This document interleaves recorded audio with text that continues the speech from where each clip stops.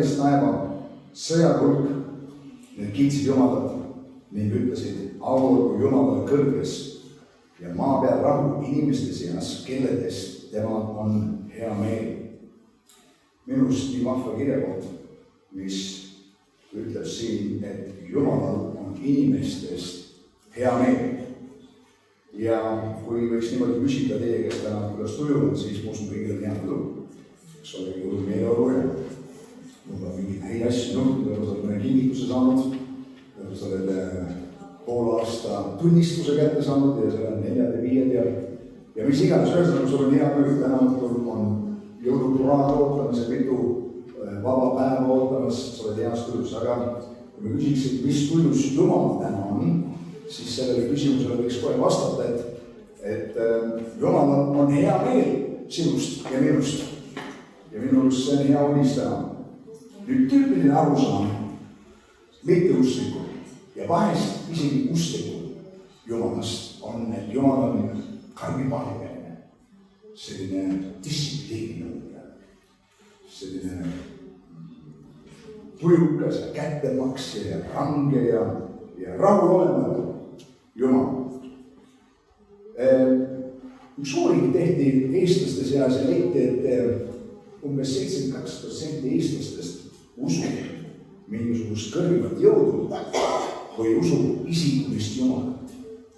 Ja siis nende seast 20% uskus, et on olemas isikuline Jumal. Ja 22%, 50% uskus siis, et on olemas lihtsalt mingi kõrgem jõud. Ilmselt oli üks nendest, et arvas mingi kõrgem jõud, kus teil on. Ja nende seast, kes neid asju Jumala kohta uskusid, üks osa nendest, et Jumal on autoritaarne Jumal. Ta on nagu karm lapsevanem, et kelle sa pead koolgi meelepärane olema ja kui sa ei ole, siis laks lendab, midagi juhtub.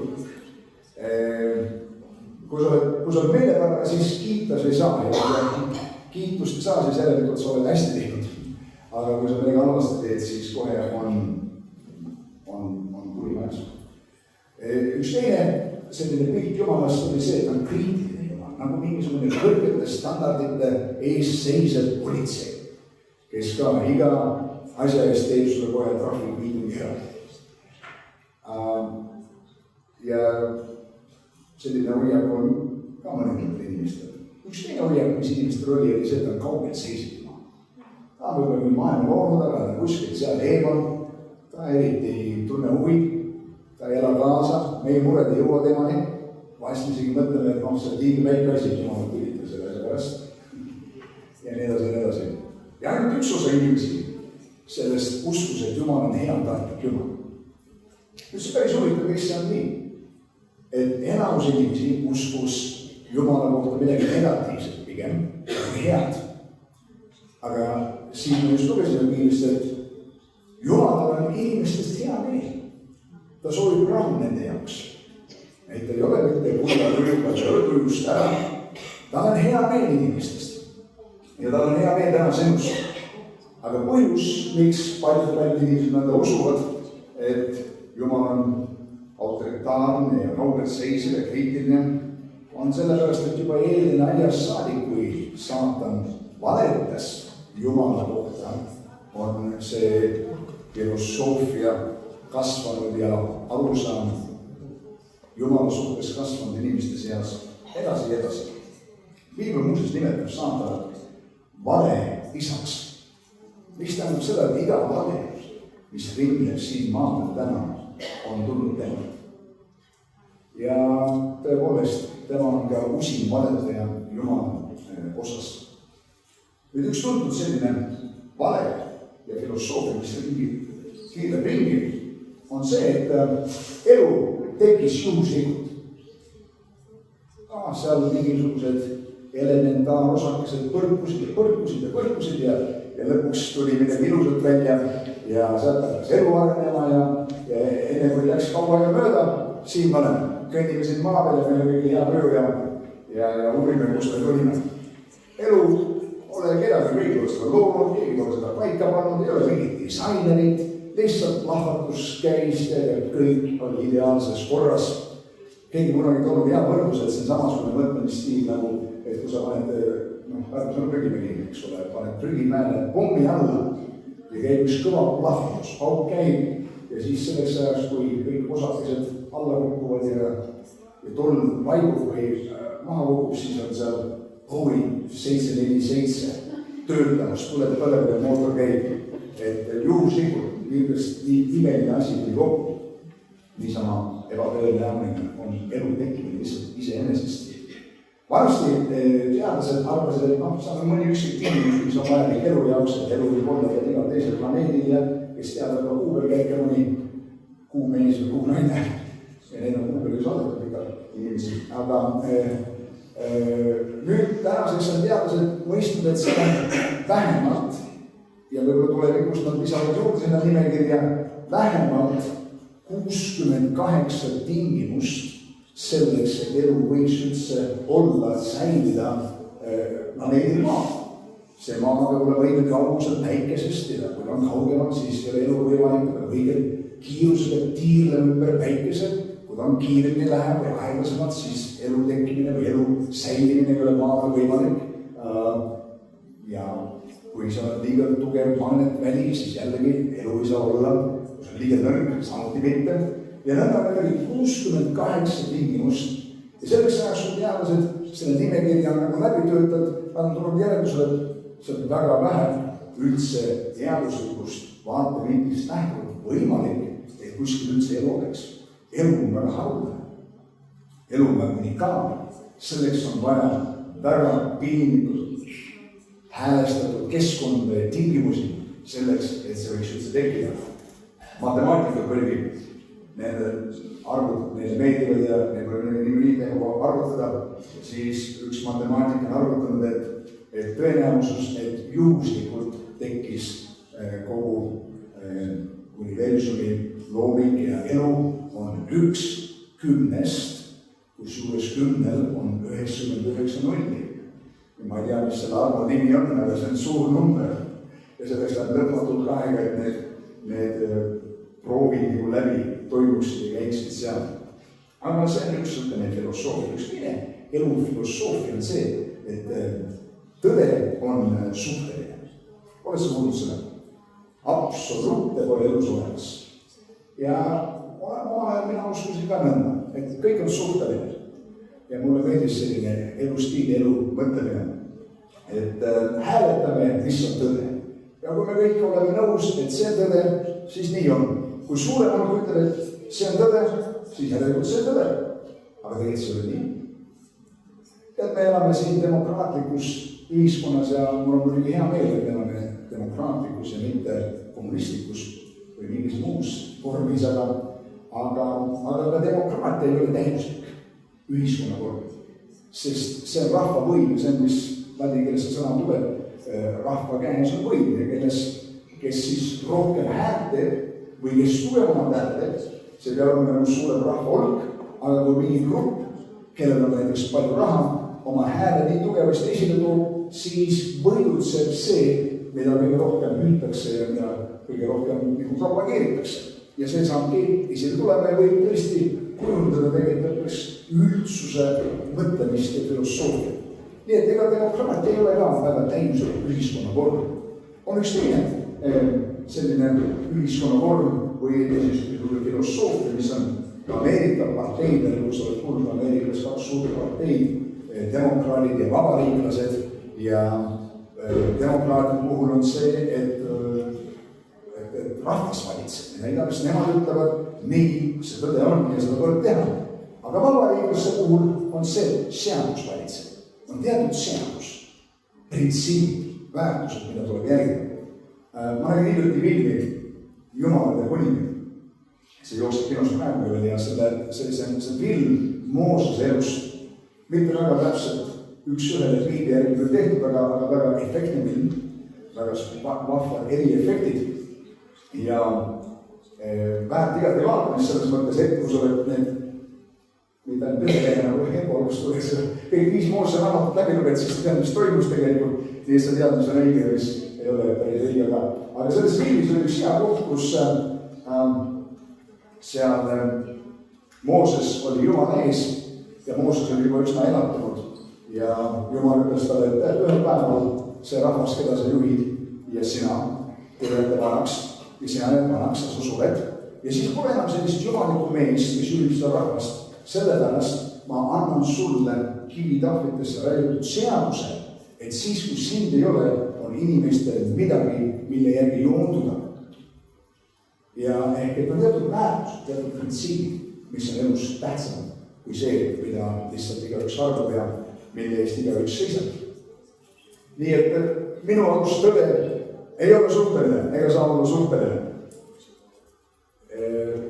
Kui ärimees tuleb ringriisult tagasi, siis ta ei lähe oma raamatupidaja juurde ja küsi, et ma olin ära paar nädalat, mul on väike küsimus sulle, kas olid suhteliselt aus minu rahadega vahel.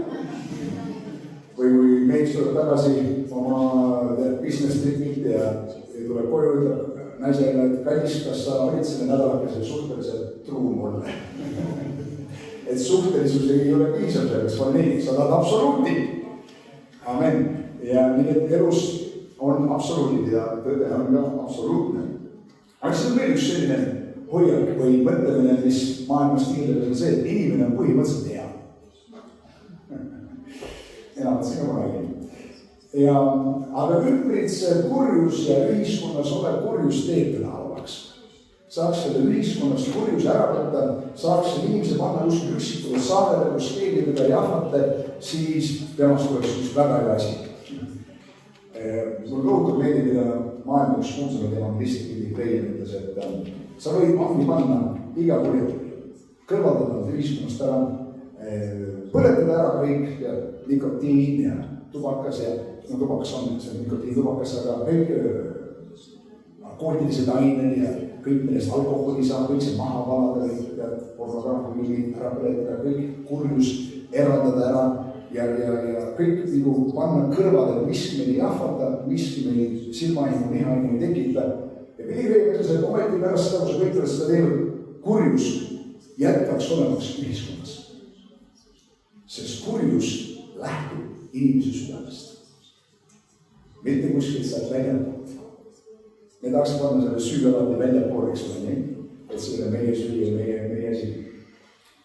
Aga inimese süda peab muutuma ja siis hakkab tema elu muutuma ja tegelikult ka ühiskond. Jeesus ütles ka, et inimese südamest lähtub kurgi mõtteid. Üks teine filosoofia, mis on elus veel ja võib-olla sa oled kogenud seda ka, on see, et võidab see, kellel on suures rohkem asju. Ma avastasin, et sulle lauamängu teeb. Ma ei oleks keegi seda mänginud. Päris elus on mänginud. Ja kui ma seda mängu kirjeldust lugesin, siis see tundus üsna selline karm.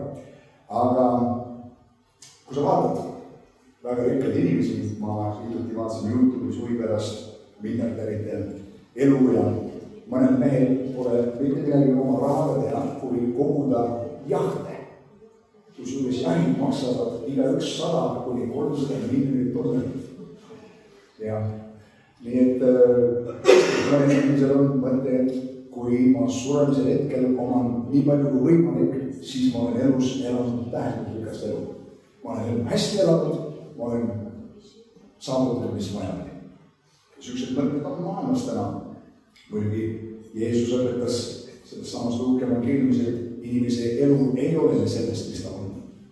See oli lugu sellest mehest, kellel käsil hästi käinud ja siis tahtis ehitada suured hooned oma saagi kõik sinna hoonetesse panna. Jumal ütles täna öösel sa sured, kellele saab siis see, mis oled soetanud. Nii et Jumal ei ole niivõrd vaimustunud sellest, kui hästi inimene oli kokku puhjanud asju, kui edukas ta oli selles mõttes olnud, vaid et mida sa teed sellega? Kas see jõuab kaugemale sinust, kas sellest saab midagi head ühiskonnale? Ja sellised filosoofiad on veel näiteks, et peab surma midagi naudib põletama elu, sest et kui sa oled surnud, siis sa oled surnud, või mõni teine filosoofia, mis ütleb, et kui sa sured, siis sa tuled tagasi ühe loomaga või putukana, siis sa oled inimesena. Ja erinevad filosoofiad on seal edasi. Samuti üks väga tuntud on see, mida kuulus filosoof Nietzsche välja ütles, on see, et Jumal on surnud. ja tema jaoks mitte see mõte on niivõrd, et Jumal on füüsiliselt surnud, aga et Jumalaga seotud väärtushinnangud ei ole meie jaoks enam tähtsad. Ja ma leidsin internetist, ma olen teile rääkinud sellest, internetis on ka selline väikene poster üleval, aga see oli nagu tehtud järgi grafiidist, mida ikka sobitakse seinte peale ja keegi oli siis kirjutanud seina peale Jumal on surnud ja alla kirjutas nagu Nietzsche. No keegi inimene tegi seda aasta hiljem. Ja siis paar nädalat hiljem oli sinna ilmunud tekst selle teksti alla Nietzsche on surnud Jumal. Mulle meeldis see. Ja nii edasi on neid filosoofiaid, mis maailmas liigub. Aga mida tegelikult Jumal inimesest arvab ja mis on tõde Jumala ja inimeste kohta. Ja see on siin kirjas, kus ta ütleb, et auvõrgu Jumalale kõrges ja maandab rahu inimeste seas, kelledest temal on hea meel. Ma mõtlesin üheks hetkeks selle peale, mis inimestest ta seal räägib.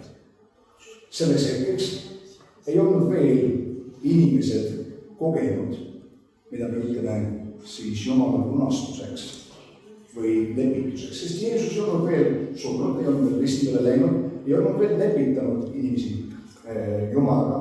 Siin ei olnud tegemist ka mingisuguste kiriku inimestega, kes oleks olnud suurte kraanidega ja pariserid, kirjatundjad, ma ei tea, tähtsad vaimulikud inimesed.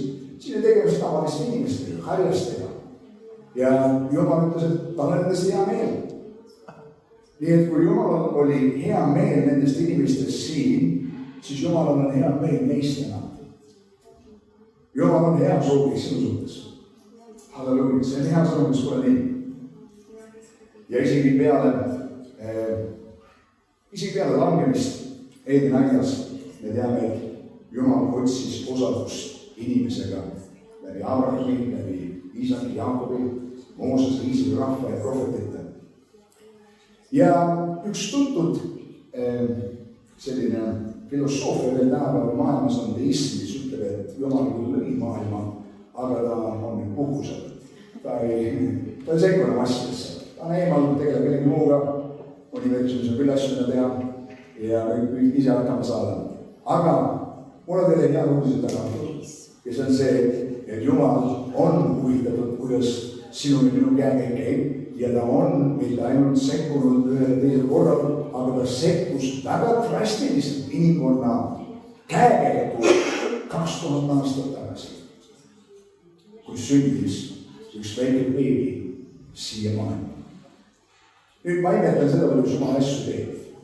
Jumal alati üllerab inimesi. Meil on alati oma ettekujutus, kuidas Jumal peaks asju tegema, kas ettekujutud, et taevast äkistelt ilmub tead, Jeesus tuleb aupilvega siia maa peale. Jumal tegi asju teisiti.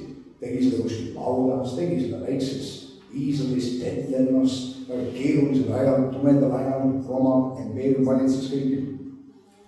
Ja et Jumal kasutab ka selliseid inimlikke meetodeid.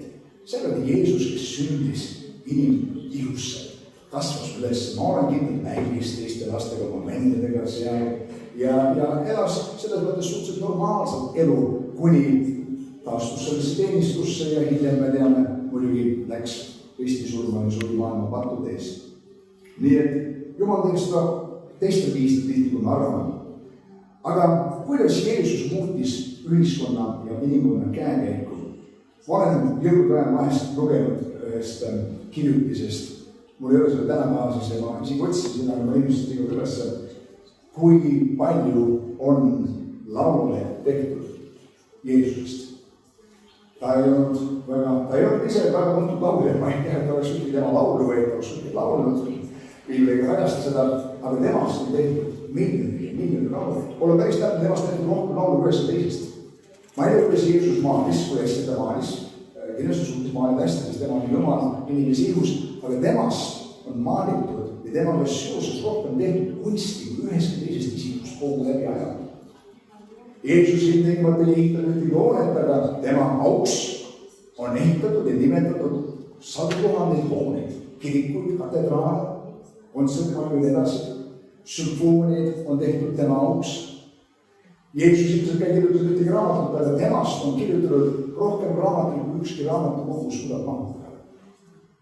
Tema väärtushinnangud on mõjutanud valitsuste ja rahvuste põhiseadust ja eetikanorme. Jeesuse õpetus on kujundanud meie mõttelist. Nii et Jeesus ilmselgelt oli väga mõjukas isik ajaloos. Muuseas päris mitmed sellised, kuidas öelda, uuringud näitavad, et Jeesus oli üks kõige mõjukamaid isikud läbi kogu ajaloo üleüldse. Ja Jeesus sündis siia maailma. Oli see detsembrikuus, oli see 25. või mitte, me ei tea. Siin oli see nii tähtis küsimus täna. Kas lumi oli maas või mitte, ma arvan mitte, see on maha. Meil on oma ettekujutus, kuidas täiuslikud julud on, aga teame, Jeesus sündis. See võis olla päev, siia päev, sinna nädal, siia nädal, sinna või isegi kuu aega teisele, võib-olla pool aastat teisele. See ei ole see niivõrd küsimus. Küsimus on faktis, et ta sündis. Ja Jeesus tuli, et muuta seda maailma. Ja Jeesus elas siin maa peal ja käitus ilmselt kui väga normaalne tavaline inimene. Kuni ühel päeval 30 aastat hiljem Johannes nägi teda jõe ääres Jordani juures, ütles, näe, see on Jumala talv, kes ära võtab maailma patu. Ja Jeesus astus oma maisasse teenistusse, hakkas pandama haiget kuulutama evangeeliumit. 3,5 aastat hiljem oli ta risti peal, surres risti peal kogu maailma pattudest. Võttes minu ja sinu, meie kõigi patud enda peale. 3 päeva hiljem tõusis ta surmust ülesse. Ja täna igaüks, kes usub läbi Jeesus Kristusesse tuleb Jumala juurde, võib kogeda Jumala elu muutvat arvu ja väge. Mida on kogenud elu, mida on kogenud mitmed siin. Elu jagas oma elutunnistus täna siin. Mina olen kogenud tema elu muutvat arvu. Need ainuke viis vältida nende valede filosoofiate mõjutamist sinu elus on õppida tundma seda isiklikult, Jeesus Kristust. Miks lasta kellegi teisele öelda, mis tema arvab või mis võiks olla või mis on või mis ei ole, kui anda isiklik võimalus Jumalale ja öelda, et Jeesus, kui sa oled, ma tahan õppida sind tundma. Mis võiks olla parim jõuluaja ja selle jõulupäeva kingitus, sa võib-olla teed teiste kingitusi, see on vahva. Aga sa võid ka enda veel kingituse teha. Võib-olla sa tegid kõrvalima inimest, aga sa võid ka omale teha ühe imelise kingituse. Ja see kingitus on see, et sa annad Jumalale võimalust näidata oma armastust ja oma arvamusinnamus. Ja ma ei tea ühtegi inimest, kes oleks selle sammu teinud ja seda ei ole kahetsema. Sest et Jumal on hea ja tema helgus kestab.